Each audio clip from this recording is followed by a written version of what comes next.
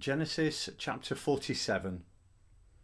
Joseph went to Pharaoh and told him, "My father and brothers with their flocks and herds and everything they own have come from Canaan. Right now they are in Goshen." He had taken 5 of his brothers with him and introduced them to Pharaoh. Pharaoh asked them, "What kind of work do you do?" "Your servants are shepherds, the same as our fathers were. We have come to this country to find a new place to live. There is no pasture for our flocks in Canaan. The famine has been very bad there. Please, would you let your servants settle in the region of Goshen?" Pharaoh looked at Joseph. "So, your father and brothers have arrived, a reunion. Egypt welcomes them. Settle your father and brothers on the choicest land. Yes, give them Goshen. And if you know any among them that are especially good at their work, put them in charge of my own livestock." Next, Joseph brought his father Jacob in and introduced him to Pharaoh. Jacob blessed Pharaoh. Pharaoh asked Jacob, "How old are you?" Jacob answered Pharaoh, "The years of my sojourning are 130. A short and hard life, and not nearly as long as my ancestors were given." Then Jacob blessed Pharaoh and left. Joseph settled his father and brothers in Egypt, made them proud owners of choice land. It was the region of Rameses, that is, Goshen. Just as Pharaoh had ordered, Joseph took good care of them, his father and brothers, and all his father's family, right down to the smallest baby. He made sure that they had plenty of everything. The time eventually came when there was no food anywhere. The famine was very bad. Egypt and Canaan alike were devastated by the famine. Joseph collected all the money that was to be found in Egypt and Canaan to pay for the distribution of food. He banked the money in Pharaoh's palace. When the money from Egypt and Canaan had run out, the Egyptians came to Joseph. "Food, give us food. Are you going to watch us die right now in front of you? The money is all gone." Joseph said, "Bring your livestock. I'll trade you food for your livestock since your money's ran out." So they brought Joseph their livestock. He traded them food for their horses, sheep, cattle, and donkeys. He got them through that year in exchange for all their livestock.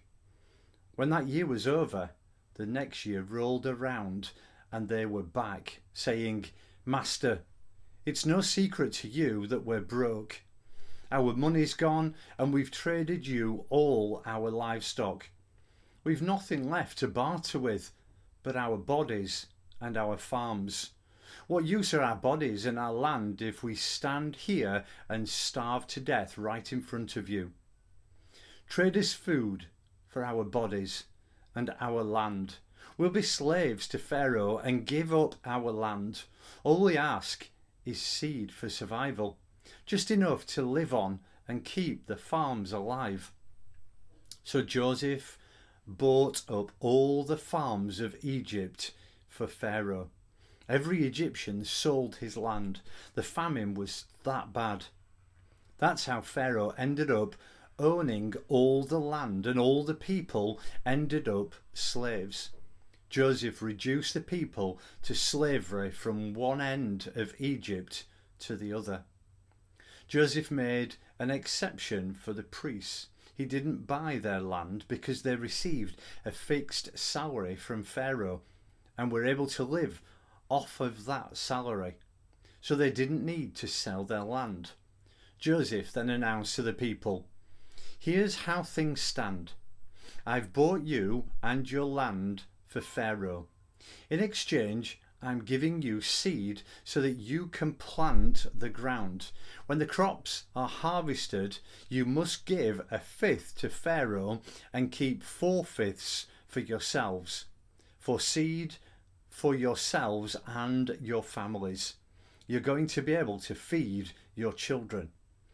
They said, "You've saved our lives.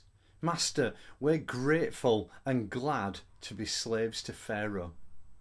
Joseph decreed a land law in Egypt that is still in effect. A fifth goes to Pharaoh. Only the priests' lands were not owned by Pharaoh. And so Israel settled down in Egypt and in the region of Goshen. They acquired property and flourished. They became a large company of people. Jacob lived in Egypt for 17 years. In all, he lived 147 years. When the time came for Israel to die, he called his son Joseph and said, "Do me a favour. Do me this favour. Put your hand under my thigh, a sign that you're loyal and true to me to the end. Don't bury me in Egypt. When I lie down with my fathers, carry me out of Egypt and bury me alongside them." "I will," he said. "I'll do what you've asked." Israel said, "Promise me." Joseph promised. Israel bowed his head in submission and gratitude from his bed.